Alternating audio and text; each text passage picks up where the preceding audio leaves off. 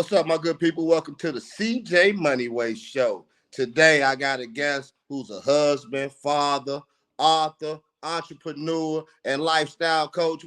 Welcome to the show, Sherman Perryman. How you doing, man? Good, my brother. How are you? Man, I can't complain. I can't complain, man. Glad you came on today. Oh man, I'm glad to be here. Well, I was gonna say before we got started, I was gonna ask you about that Lakers Clippers, but you say you don't watch sports.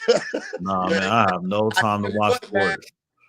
I tell you what, although you say you may not watch sports, that little boy over there in Minnesota, hey, he that real deal right now, man. I don't even know who you're talking about, man. Anthony That's Edwards, how. man. You gonna hear the name. Yeah, that's how bad it is, man. I don't even know who you're talking about. I don't know what they look like. I know Man. who LeBron James. But everybody talks about these new players, man. I just sit back. I'm like, man, I have no idea who y'all talking Man, about.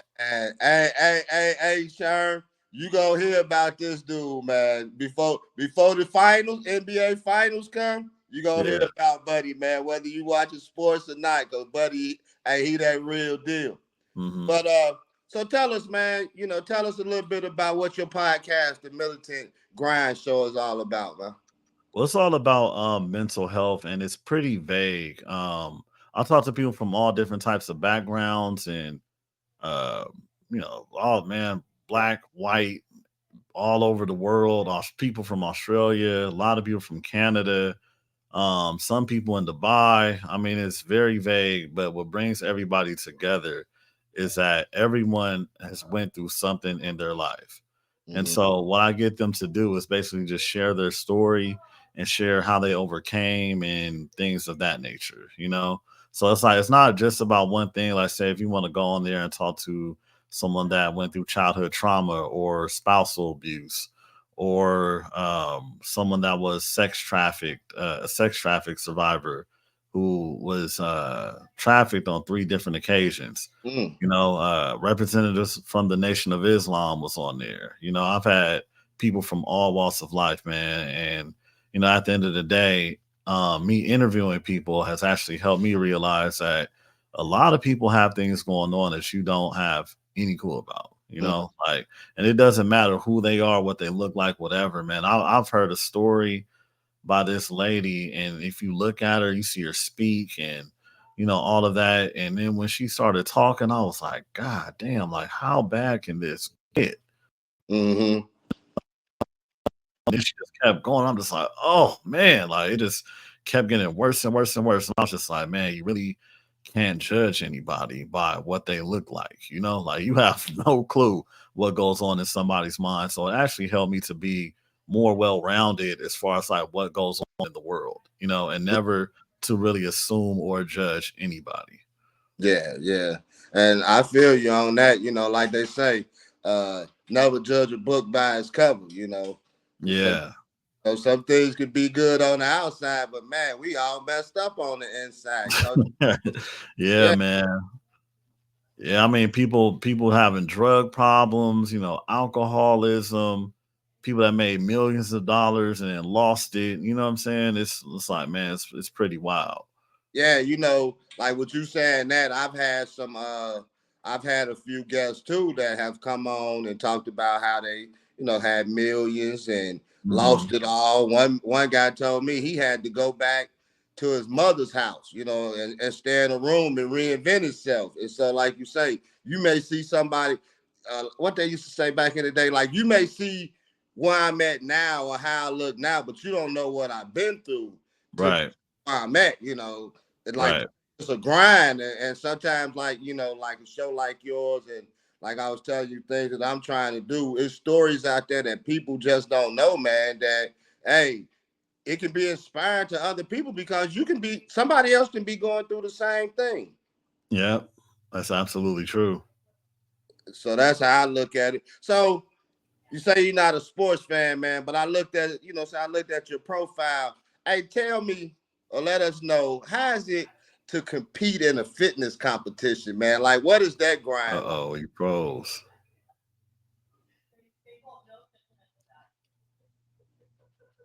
Can you hear me? Yeah, I can hear you. Oh, you froze. What did you say? I say, like, what is the, you say you're not into sports and things like that, but tell Right. us, what is the grind like, man? Competing in fitness, in a fitness competition, man. No, I'm not. I never. No, I never did a fitness competition. But working out in fitness, you just compete against the person you were yesterday. You have to steadily push yourself to get stronger and stronger and stronger. So it's kind of like a self thing. It's like, okay, I did 150 pounds.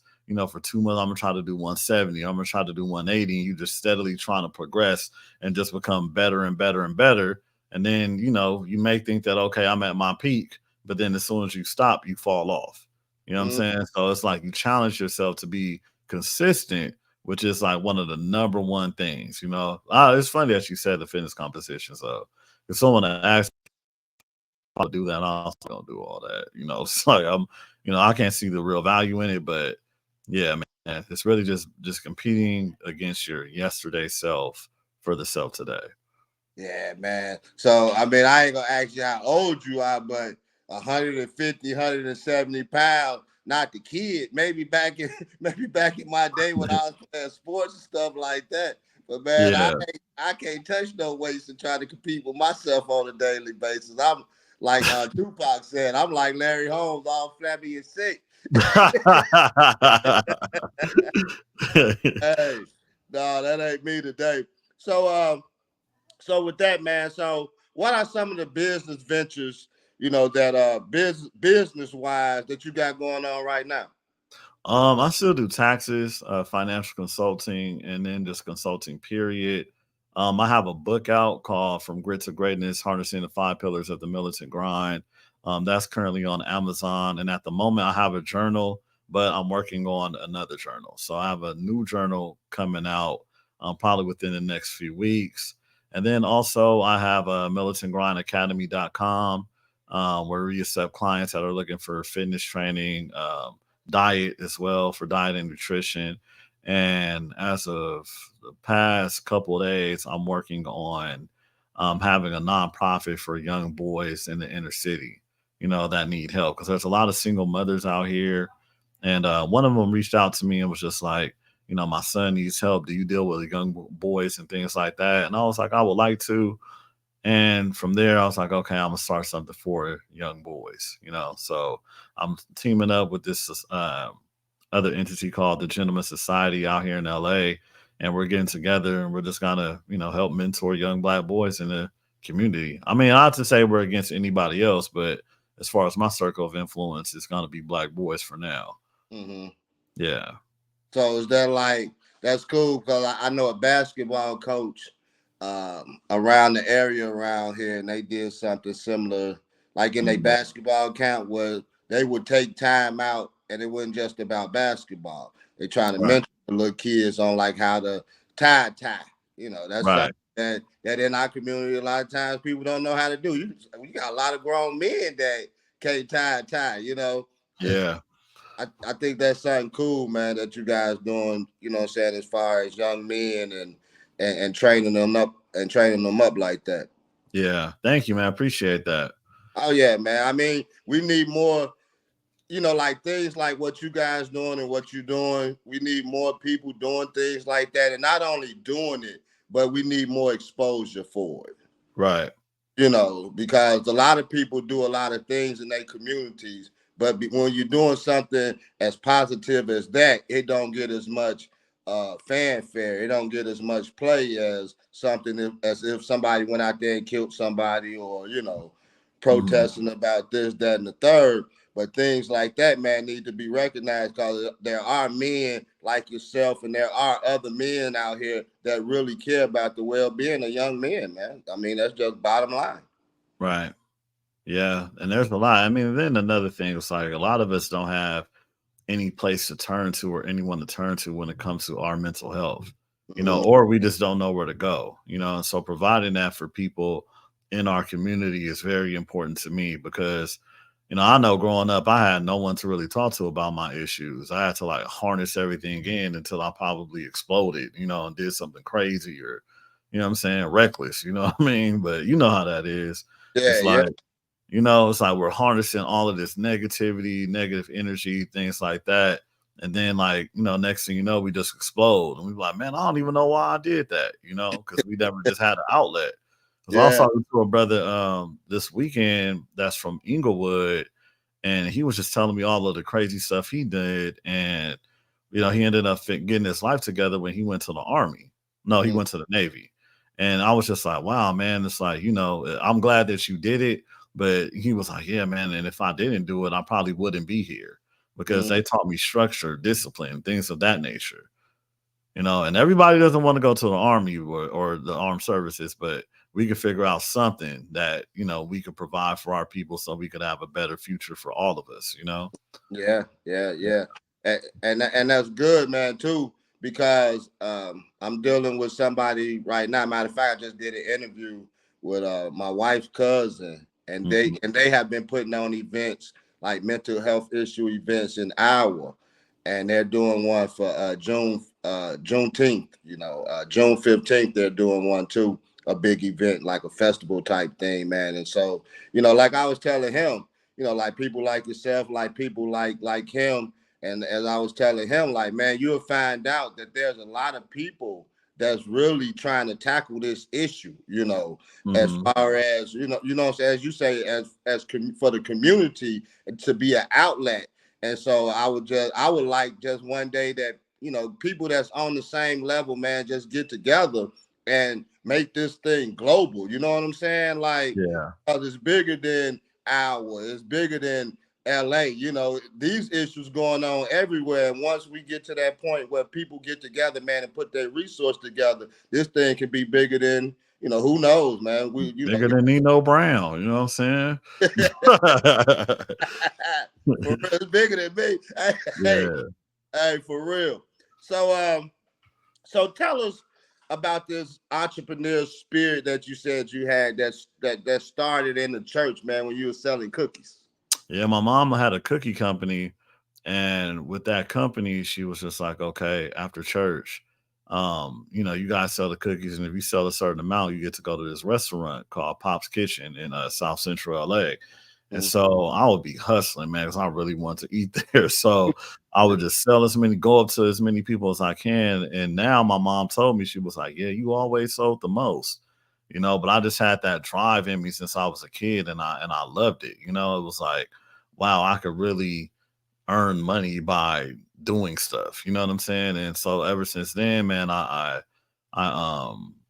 I started selling candy at school. Then it came to selling mix CDs, Gucci materials, snacks. I mean, all kind of stuff. Anything I could lay my hand on, I was trying to sell. You know what I'm saying? But it Yeah, was like the idea of buying low and selling high, and making your own money instead of sitting somewhere and just working for somebody and waiting to get paid in 2 weeks. You know what I'm saying? I just love that. I yeah. still love it till this day, like earning my own. It's like an addiction. You know what I'm saying? Mm. And it's just like, man, I want to figure it out. I mean, I have had jobs, in my life in the interim, things like that, but it was just nothing like entrepreneurship, and Yeah, doing for self. And I work harder for myself than I would anybody else. And I feel like that's the main difference. A lot of people don't understand that you have to work harder for yourself than anybody else. I mean, having a job, man, I remember when I first had my first corporate job at Wells Fargo, right? And if you just request it and you'll get paid as if you I was like, hold on, so we could get paid without even working? Yeah, it's called paid time off. PT. I was like, what? Like I was just shocked. Because I was yeah. like, what other thing could you possibly do on the planet Earth? You know what I'm saying? Where you could just not perform and still get paid. You know what I mean? So Hmm. it's just like, wow, man, like, but then I was just like, after I got laid off, I was like, damn, I really need to start making money, figure out how to make it on my own. Cause I had my first child. She was a few months old, and next thing you know, boop, you're laid off. And I'm like, oh shit. Yeah, Mm. this wasn't as cool as I thought it was. You know what I'm saying? Because at any time they could, sweep you off from under your feet, Hmm. and not even care. It's like, well, whatever you do is on you. I mean, but that, it's business anyway. It ain't no hard feelings, but it's more so like, man, you have to find some way where you could supplement your income and make money. And then that's when I started my next business, and I started going hard in the paint. promoting to everybody, reaching out to people. Man, I was hustling, you know what I'm saying? So it was like I had nothing else to do, I had an apartment, I had a daughter. I was like, oh no, this ain't going down. So I just, that's what took off. So yeah, man. I mean, like you say, I think you made a good point right there. When you doing your own thing and starting your own entrepreneurship, your own business, man, you gotta go hard at it, and you Yeah, got to you do. get it to it. You know what I'm saying? Like Yeah. I tell my boy, I'm like, dude, when you get committed to it, man, I mean, it's nothing else. Like all that other stuff, man, I ain't trying to talk about all that. That's talk about getting this plan together. You know what I'm saying? Mhm. That's talking about get this, because there's so many different layers and so many different entities to it, man. You may think that you got one thing figured out, but then you find out, like, like now I got a mentor, and there's so many things that you find out that you just didn't know. And I couldn't Google. Yeah. How could I Google something that I didn't know about? Man, I tell people that all the time. It's like when they think that they have it figured out, I was like, you really can't Google everything. Like Mm-hmm. you really have to talk to somebody. And I have a mentor that I talk to once a week through this MBA program that I'm doing. And he is lighting a fire up under my ass. I was like, oh shit, I really have to figure this stuff out, But then it's like somebody older than me that works with so many people on a high level, and that's what they do. They're going to have ideas and information that they could give you, because it's all about information at the end of the day. But you also have to do the work. And a lot of people don't do the work and they don't want to perform and they don't want to execute. You know what I mean? But I do. I believe in mentorship 1,000%. And I wish that people would like get off their high horse, lower their ego, and actually like, pay a mentor or pay for a class or pay for education. Because a lot of the people I talk to, like, oh, you don't need to do that. You could just get on YouTube or you could just do this. And I'm like, okay, Yeah, all right. You know what I'm yeah, saying? yeah. I feel you. I was telling a friend of mine. I was telling her, I'm like, you can do a lot of things on your own, but to pay that money to get the information that you get is invaluable. You know what I'm saying? Like it's just Right. so stuff that you wouldn't get somewhere else. And like, man, like you say, like my mentor, he say he go on the conference call because I work on Monday, so I ain't been able to go on them. He say, CJ, man, he say I talk about you all the time. He say because you putting in more work than anybody in this program. Because once I got a taste of it, Sherm, hey, I'm like, I'm going hard at it because this is something that I have a passion to do, and this is something that I want to do. A lot of times people try to knock you off your square, Mhm. and I had hey, whoever had to go had to go.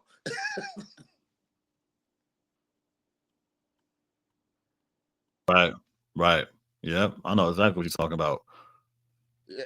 So what? Tell me this, man. What was the experience like going to a historic college like Morehouse College, man? It was actually pretty eye-opening, man. Growing up in LA, going to school in South Central and stuff like that, I was kind of ignorant that there were successful or affluent black people in the world. I thought we all were hood and, little ghetto, you know what I'm saying? But then when I went there, I was, having friends uh that were that had parents that were like doctors, lawyers, attorneys, dentists, and judges. I was like, what? Like kind of opened my eyes. I was like, Yeah, I had no idea. You know what I mean? Like one of my close friends was Jimi Hendrix's nephew, yeah. it was like, yeah, it was kind of like, oh shit, I'm really around some people that came from something, and they look just like me. And Mhm. it kind of changed my life because it was more so like we're more than what I was thinking. You know what I'm saying? It was like when you coming from the inner city, you already know we shoot low. You know what I mean? Like, oh, that's good. You got a job, you at least you working. But other communities like, man, hold on, but what are you doing though? What kind of work are you doing? Like, what's your, like what do you have going on? I feel like, the circle of influence that I was growing up around, it was like, man, I could have worked at the grocery store and people would have been okay with that. You know what I'm saying? Like it was no real aspirations to be than what you've already seen black people doing. You know what I'm saying? It's Yeah. like, oh, well, all black people do this for money, or they work at the docks, or they work for this company, or they fix cars, or you know what I'm saying? It was like, well, I want to be something greater than that. Like, why can't I? And then when you talk about it, people look at you like, oh man, those are just pipe dreams. You know what I'm saying? But then when you go somewhere like Morehouse and you see people actually doing it, you like, hold on.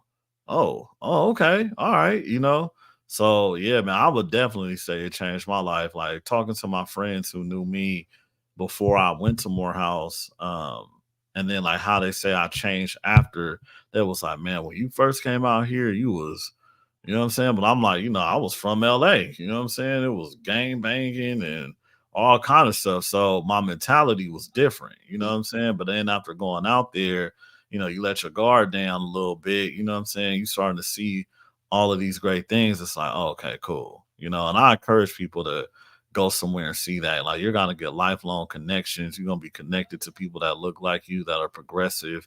That's also gonna help you believe in yourself more and your capabilities. Like I couldn't imagine how my life would have been if I didn't make that move. Nah, man. Yeah. So, as I'm listening to you, I hear you saying that we saw the Cosbys on TV, we saw the Yeah, Huxtables and everything. Like, wait a minute, and the Will Smiths were the daddy was the judge and everything. Like, wait a minute, man, it's some real life Huxtables out here for real. yeah, yeah, yeah. No, it really is, man. It really is. It's like dynasties of. Oh, my dad went to Morehouse, and he's a alpha, and then I became an alpha, and it's like, god damn, like like my grandfather went to Tuskegee, and I'm just like, whoa, like. My dad was the first generation college graduate. These people's grandparents went to HBCUs. You know what I'm saying? So yeah, it was just different, man. Then I started to figure out, I was like, man, I must really be a hood dude because, golly, compared to like some of the stuff that I was witnessing, man. Because I was talking to one of my friends about it. I was like, man, for Thanksgiving and the holidays, man in the back smoking, slamming dominoes, drinking, talking shit. You know what I'm saying? Like the classic, hood scene. That's what I was exposed to. And then I'm in like a totally different space. Yeah, I mean, I asked because I went to college, I went to school. Of course, I didn't graduate, and but I, like a black, like I've never been on the campus of an all black campus, and so that's Yeah, why I asked that question. Like, what was that type of experience? Because even with your experience that you had, I would tell anybody just experience the college atmosphere, the atmosphere. Period. It's just changing, man. Like you say, you used to where you from, whatever. You go out, man, you start seeing different things, and like you say, different type of connections. Which yeah. that's why I met my wife at 92. I mean, we didn't get married in 2009, but that's what. God damn. That's a whole nother story. That's a whole nother Man, story, Sharon. 92 to 2009. Hey, you heard what I said, man. That's a whole nother podcast show, man. But Man, anyway, that's like a grown adult. That's 17 years. oh yeah, oh hey man, Papa was a rolling stone. Wherever he laid his head was his home, bro. Man, I feel it. For real. I feel Um. it. So yeah, man. So yeah, I get what you're saying on that point, man. And I wish more people, like now, when Deion Sanders went to Jackson State, man, it kind of like blew the whole black colleges up, man. And to the point where we want to take our son just to go visit, because Yeah. hopefully he gonna go somewhere in the next 5 years. Mhm. But I just want them to experience something like that, man. Something like you experienced in your life. So, Yeah. next question. So, what is your purpose in life, bro? I feel like to impact others and inspire people Mm-hmm. and lead them to where they want to go.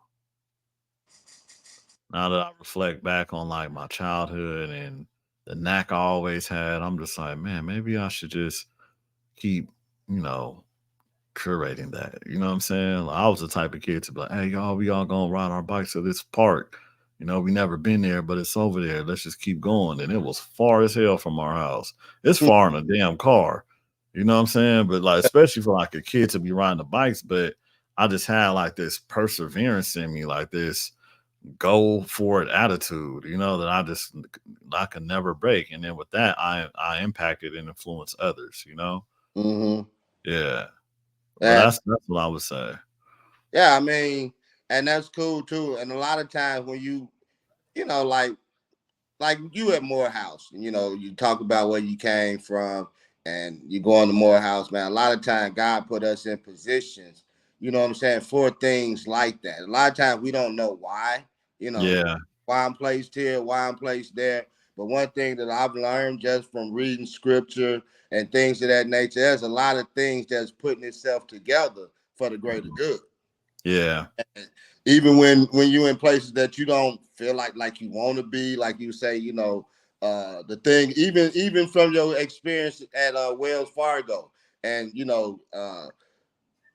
it wasn't a good thing what happened, but it was something that you learned there, though. You know what I'm saying? Yeah, definitely. I mean, even the bad things that happen. Like a Mm-hmm. lot of people don't know that one of my inspirations for moving to Atlanta from LA was that some guys rolled up in the van, slid the door open and drew down on us. And I was like, man, I'm not trying to go through this shit. I'm about to get out of here, man.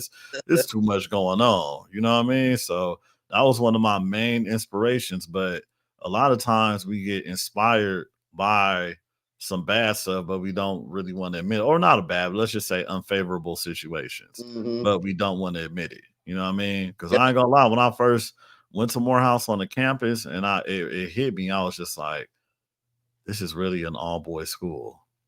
Like I don't think I could do this. Yeah. It kind of like messed me up. I was like, man, where are the women at? You know what I'm saying? Like, because I'm going, I went to Crenshaw High School too, one of the most like the blackest high school in the city at the time. You know what I'm saying? It was all black almost. And so just to, go to a school and not see no women, I was like, oh no. You know what I mean? But it ended up working out. But at first, I was like, shit. I, Like, hey, where's the motivation at? so how You know what far I'm was saying? it? Cause isn't the women's college like right around there, Yeah, son, yeah. or My what wife actually went college? to Spelman, so How far is that across the from street, Morehouse? literally on the same block. It's like across the street. Oh, Not okay. even across the street. It's like on the same. And Clark is like right there too. So it's like, say if you have a big circle and all three, and Morris Brown too, and Morehouse School of Medicine. So it's like a bunch of schools just based in one spot, one area. Oh, okay. So you Yeah. did see the women. Y'all just wasn't in the same. Yeah, yeah, but I mean during class, it was like majority men, you know what I'm saying? Yeah, But like we will all meet in one central location and hang out. But you could if you wanted to. yeah. You could walk somewhere on the campus and find something. But this was like my first time being on there. Like I think I was in the cafeteria and I was like, hold on, wait, what's this? You know what I'm saying? Yeah, Yeah. yeah. I know what you mean. I know exactly what you mean because I mean, like, although I went to a college, it was women, but coming up from where I came up from, I grew up in Gary, Indiana, and so Mm-hmm. I went to Gary schools. And in my time, we didn't have white people that went to our schools. Mm-hmm. Like we was like black. It was black on black on black. And so, but so when you go to different places and you go to college and stuff like that, man, it's now you're going to meet other races, and so you have to learn how to adapt to certain things and how to talk to people, and you know what I'm saying? Because Yeah. at the end of the day, everybody ain't bad, man. So Right. Right. Exactly. you forge a lot of relationships, just like how I don't like the label where they try to label us as, thugs and this and that. That's not true. Don't do that. You know, Yeah, don't and don't, you don't can't label everybody else like a certain thing too. You know what I'm act saying?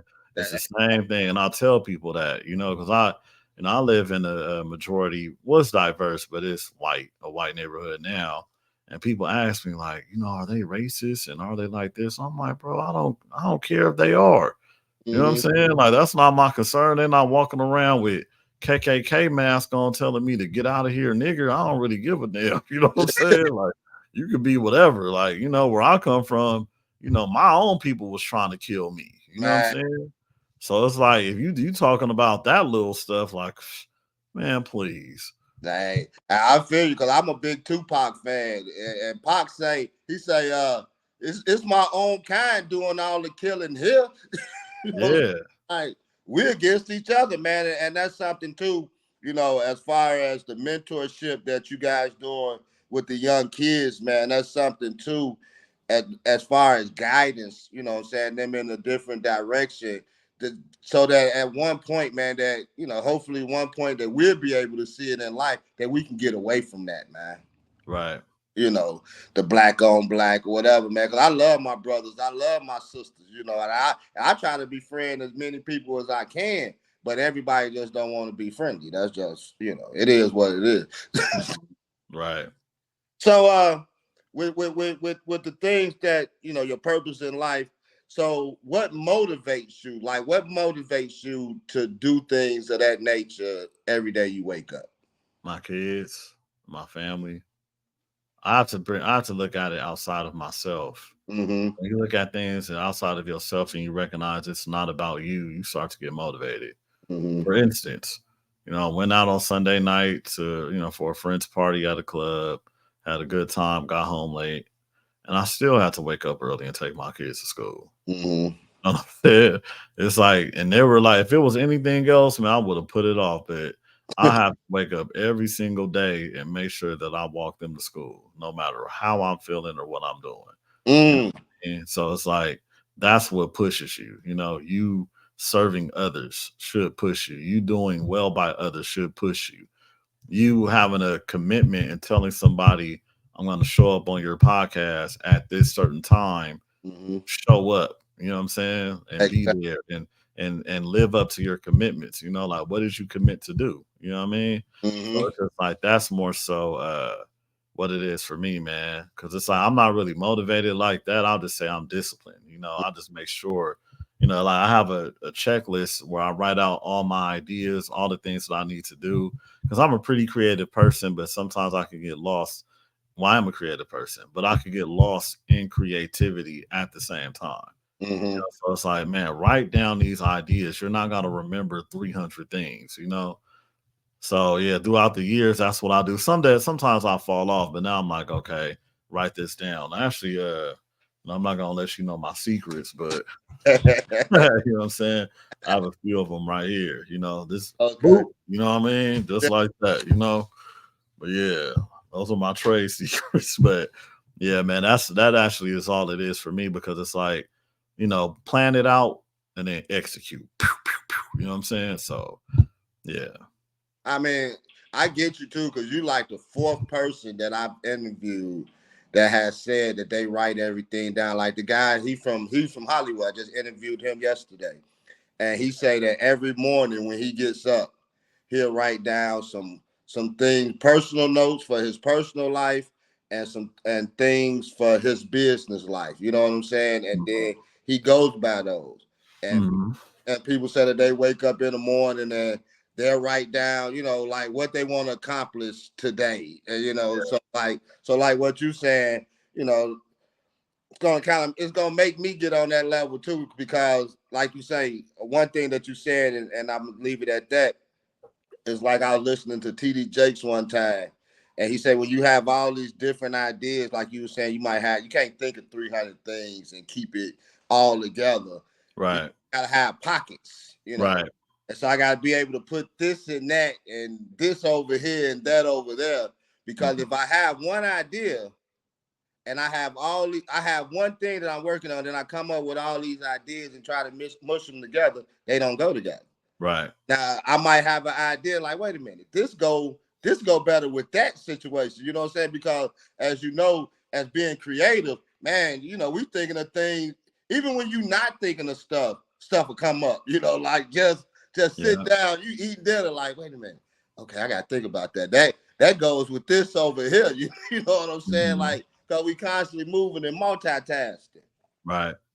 So what do you think people are? Why do you think people are in the state that they're in now today? I feel like that a lot of people are distracted. Like they know what they have to do, but they just don't want to commit to it, and they don't want to put in that discipline and work. You know what I'm saying? Like, say, if I'm overweight, I know damn well I gotta work out and I have to cut out certain foods and things like that. But then it's just like, why am I not doing it? Why Mm-hmm. aren't you doing the exact thing that you know that you should do to better yourself? And I feel like it's a lack of discipline, lack of motivation. If you keep people entertained and fed, they're not motivated to do anything. Like, for what?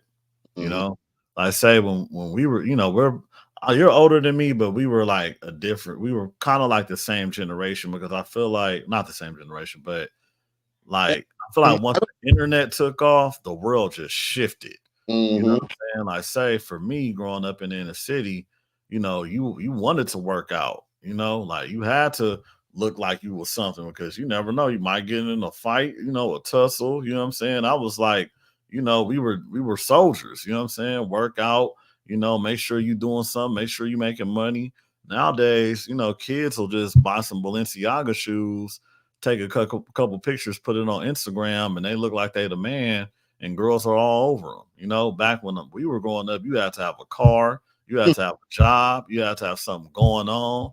Yep. Like, these kids ain't really, like, I hate to say, I'm not gonna point anybody out, but like, say, when I look at people like 30 and under, I'm like, what the fuck are y'all doing? Like, let's go. You know what I'm saying? Like, y'all not even really making no moves. It's crazy. Like, they lack more, but I feel like the internet age and the internet just really, like, mess people up to believe that there's something just because they exist. You know what Mm-hmm. I'm saying? But when we were, when our generations were growing up, it was more so like, you really had to be that guy and have something to stand on to claim you are that guy. Exactly. You know what I'm saying? It's not just because you got a big following online, or you bought some shoes and you posted them on the internet and people liking them. I mean, like, the stuff that I be seeing and hearing is just kind of crazy, man. It's like, men, don't even really want to establish a fort. They just want to, like, they'll, like, say for me, right? I didn't have a car note until I got an apartment.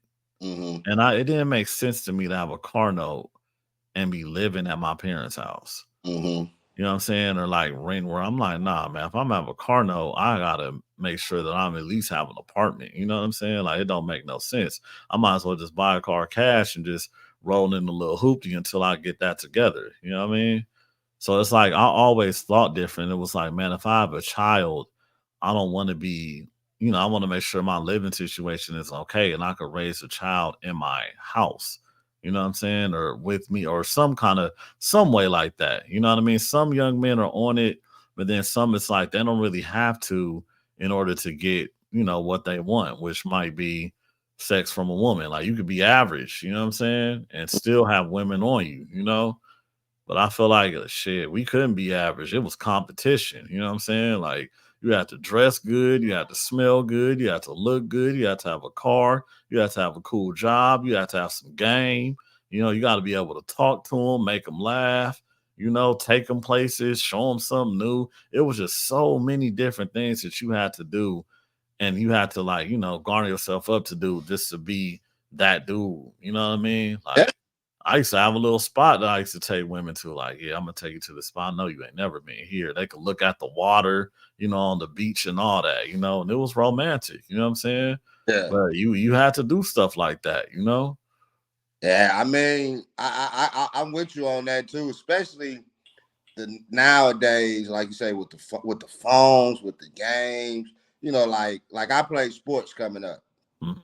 and you had to get out there and work. You know what I'm saying? Like, you Yeah. had to, like, literally get out there and practice on your game and go out there and, like, we go to different neighborhoods and play. And sometimes, like you say, sometimes, you gotta stand on some things because Yeah. you go in some places and like we play football in this area. It was called 4-9, and we knew it was the projects, and so we Mhm. knew every time we went to go play the projects in the projects, that win, lose, or draw, you was gonna come out of that fight. I mean, that was just, but I mean, you, it was inevitable. You know what I'm saying? Yeah. It was going to happen.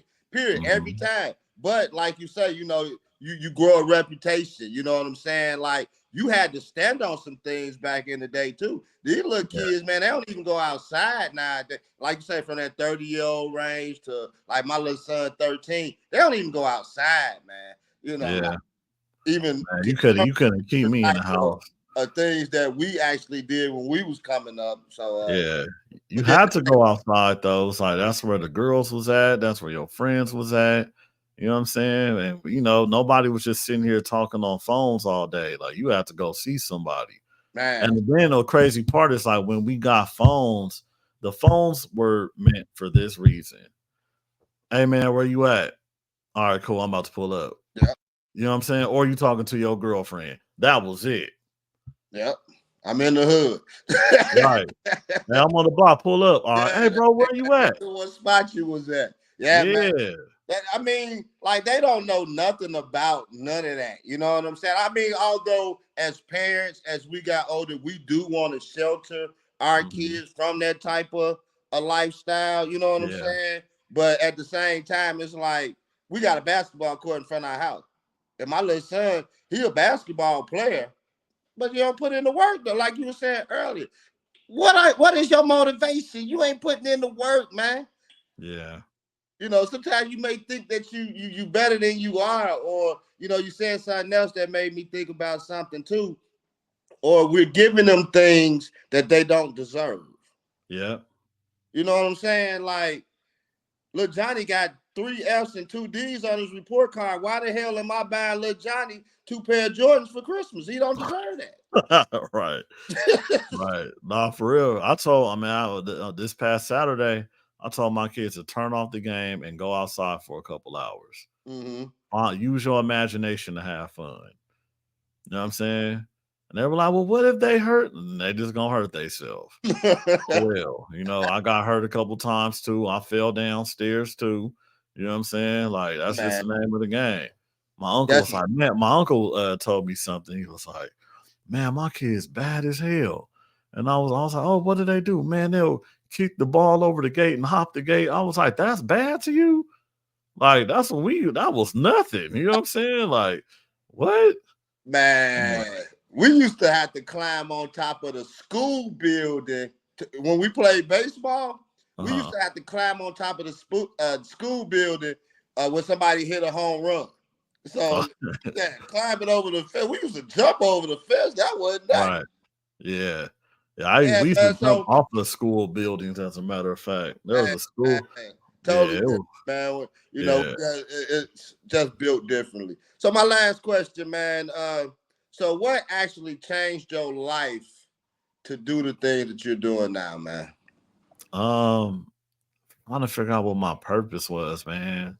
Like doing something that I would love to do that. Not to say that money is important, but where I can make money, but also impact people. Mm-hmm. Because sometimes when I'll be working and doing something, like say if I'm in a sales job where I know that this is kind of janky and it's taking advantage of somebody, I'll have a guilty conscience that will just haunt me. You know what I'm saying? Like, man, I don't know if I could do this, and I this and it would always be like I'm not sure if you know this, but there was always a sales job that you could get doing anything, and so one of my partners, he actually hit me today when we were I think 18, 19. He was working for Girls Gone Wild, right? Mm-hmm. It was a call center where you call people and try to sign, get them to buy Girls Gone Wild DVDs. Yeah. And I called a pastor. He was like, I'm a pastor, da da da da da. And I was like, man, I can't do this shit no more. And I think I quit like the next day. You know what I mean? I'm like, I'm calling pastors and shit. Like, I mean, I like making money, but I gotta figure out something else. You know what I mean? Like, it was like I just didn't want to be the cause of any type of perversion or anything like that. You know what I'm saying? I feel like that's really where the karma is. It's like, you know, I always had a vision like, man, I can't my energy can't be used for this type of shit, or my talents can't be used for this type of stuff. You know what I'm saying? And I was like, okay, so what do you like to do? What can you do? I mean, can you hear me? Yeah, Okay. Yeah, the camera went out. So I always go to the gym. I always been into fitness. You know what I'm saying? So it's like, man, why don't you just do something with it? And I was passionate about, and I never been overweight. I never been fat. I always been a little active. You know what I'm saying? So it's just like, oh, okay, well that makes sense. But to me, it was like, man, you really can't make money on your passion. You know, you have to do something out of the ordinary and work extremely hard and do all of this stuff, right? But mm, then after talking to somebody about how much YouTubers made and people that do podcasts and things like that, I was like, man, people have been motivating me to do a podcast for years. You know, like why, what the hell? Like, and I started, then I stopped. And I was like, I mean, not that, they're making 20, 30,000 a month. All right, cool. But it's like, shit, man. I mean, you like to make money, but you could have been making money doing the same thing they doing. You know what yeah, I'm saying? If yeah, you were just consistent at your craft, you know what I mean? And I feel like nowadays it's a little different when it comes to what we could do because we're all capable of doing something. You know, like, man, I couldn't imagine, if you would have told me 15, 20 years ago, like, man, you're gonna be on a podcast with a dude and you in where, Indiana? yeah, Yeah, in Indiana, talking to him through a screen, and we would have been like, "Huh? yeah, Hell no!" Like, what? That might cost, what we gonna be at a big film studio and all of this other stuff. You would have been looking at somebody like that crazy. Nowadays, we have the capabilities to do that. You know what I'm saying? yeah. So it's like, okay, I feel like I've been gearing up my whole life just for like, something like this. Because we Mhm. have the apps now. We have, we could edit on our own. We could do a lot of stuff. Back in the day, it would have been crazy expensive to do what we doing Yeah, for and sure. to make it look good. Yeah, I mean, even with this string yard, I was just telling somebody yesterday, like I don't know if they just put it on here or whatnot, because I use iMovie to edit and stuff. Uh-huh. And so, man, I was just about last week, a week before last, I was looking at something that say generate. I'm like, generate? It generates clips for you now. Like like now it may generate 3 or 4 clips of our episode. Well, now I ain't gotta spend time going on iMovie and trying to make clips for this and that. So yeah, man, Yeah. technology and the things that that we're capable to do now, man, is it's awesome, man. Mhm. Definitely. So yeah, man. So I appreciate you coming on, man. I appreciate your enthusiasm, man, and your transparency, man. That's what we need more of nowadays, man. A lot of people not really transparent. You know what I'm saying? Mhm. Like, just don't tell me something just to be telling me something. Tell me about that. Right. Right. I know what you mean. Yeah, Like, tell me. let's get a little deeper. Like we know we all been through something. Give me the juice. You know what I'm Yeah, saying? yeah, yeah. You sprinkling around some stuff. You know what I'm saying? There's some things missing. But yeah, man, Yeah. appreciate you coming on the show, man. Hey, hold on 1 second. Hey, thank you for tuning in, listening to my man Sherman Perryman. Hey, go check out his book, man. Check out his master class. Hey, and the things that they trying to do with the youth. Support him, man, out there in LA. Follow him on the social media. Hey, what's your social media links, man? For Instagram, it's Daddy Warlocks, but they can find everything on militantgrind.com. MilitantGrind.com. You heard it right here on the CJ Moneyway show. Peace. Hey, hold on, though.